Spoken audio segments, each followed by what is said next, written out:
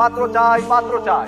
মেয়েটা দেখতে মাশাআল্লাহ, কিন্তু ওর জন্য গরিব পাত্র কেন খুঁজে বেড়াচ্ছে? কাকা, আপনারা তো বড় লোক, আপনার মাইয়া তো দেখতে অনেক সুন্দর। আপনার মায়ের বিয়ে দিবেন জজ ম্যাজিস্ট্রেটের কাছে, তা আমার মতন গরিব পাত্র খুঁজতেছেন কেন? মায়ের কোনো সমস্যা আছে নাকি? আরে না, আরে না রে ভাই, ধনীদের আমি খুব কাছ থেকে দেখছি তো, তারা আসলে টাকার পেছনে ঘুরতে ঘুরতে তার জীবনটারে এমন করে ফেলে, জীবনের আসল মানেই তারা ভুলে যায়। জন্য আমরা খুঁজতেছি এমন একটা ছেলে যার জীবনের প্রতি মূল্যবোধ অনেক বেশি, যার ব্যাংক ব্যালেন্স কম হইতে পারে, ভালোবাসার কমতি নাই, যেই মানুষটা আমার মেয়েটারে সম্পদ না সম্পত্তি হিসেবে দেখবে, এমন একটা ছেলের কাছে আমি আমার মেয়েটাকে তুলে দিতে। তাই বলছি, আমার টাকা আলা মানুষের দরকার নাই, চাই একজন সৎ, শিক্ষিত এবং দরিদ্র মানুষ, যার টাকা না হলেও চলবে, তো প্রেম ভর্তি মনটা থাকতে হবে। পাত্র চাই, পাত্র চাই, পাত্র চাই, পাত্র চাই, পাত্র চাই।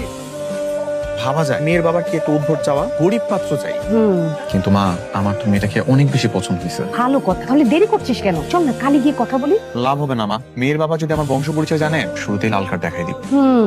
তাহলে কি করা যায় বলতো? তুই এক কাজ কর, কি কাজ মা? তুই ওদের বাড়িতে গরিব সেজে যা, গরিব সেজে বিয়ে করে ফেল, তারপরে না হয় আসল পরিচয় দেওয়া যাবে।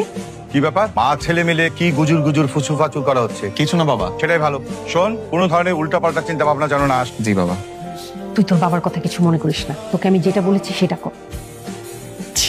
বাবা তো বলেছিলে গরিব মেধাবী ছেলে, কিন্তু এগুলো তো সব ফকির কাঙালি। আমি এদেরকে মরে গেলেও বিয়ে করবো না। কিন্তু থাম থাম থাম তো, আমি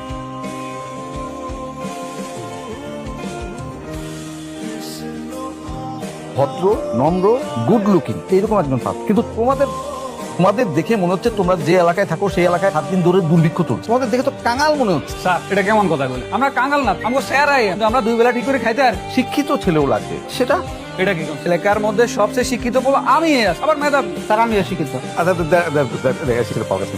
আচ্ছা তোমার শিক্ষাগত যোগ্যতা কত? অবশ্যই আমি এলা পড়ছি ক্লাস 5 পর্যন্ত। আসসালামু আলাইকুম স্যার।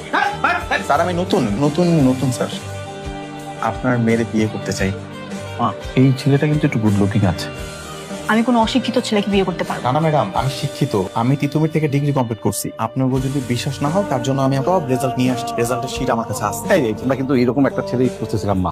ছেলেটা কিন্তু শিক্ষিত আছে আম্মা। বাবা, শিক্ষিত হলেই তো হবে না, আমার পছন্দেরও তো একটা ব্যাপার আছে। আচ্ছা ঠিক আছে, এমন তো না যে আমি আজকেই তোর বিয়ে দিই। তুই ছেলেটাকে কিছুদিন দেখ, তুই যদি গ্রিন সিগন্যাল দিস, তারপরে না হয় আমরা পরের ধাপটা নিয়ে ঠিক আছে, কোনো সমস্যা নাই। আচ্ছা ঠিক আছে, তাহলে তুমি আপাতত ওয়েটিং লিস্টে থাক, ঠিক আছে? 7 দিন আমার মেয়ের সঙ্গে তুমি সময় কাটাবে, আমার মেয়ে তোমাকে একটু যাচাই বাছাই করবে। ও যদি সব ঠিকঠাক মনে করে, সেক্ষেত্রে আমরা পরবর্তী ধাপে আলোচনা। ঠিক আছে স্যার। বাসা কে কে আছে? মা, বাবা আর আমি। বাবা কি করেন? বাবা সবজি বিক্রেতা।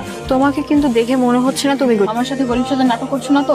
ম্যাডাম ঠিক হইতাছে, এরকম কথা বলেন কোন দিন? আমার দাদাই গরিব আছে, আমার বাপেও গরিব, আরে ধান আমি তো গরিব। তুমি একটু বেশি কথা বলো। ম্যাডাম আমরা কই যাইতেছি? রেস্টুরেন্টে। রেস্টুরেন্টে? আমি তো কোনোদিনও রেস্টুরেন্টে যাই।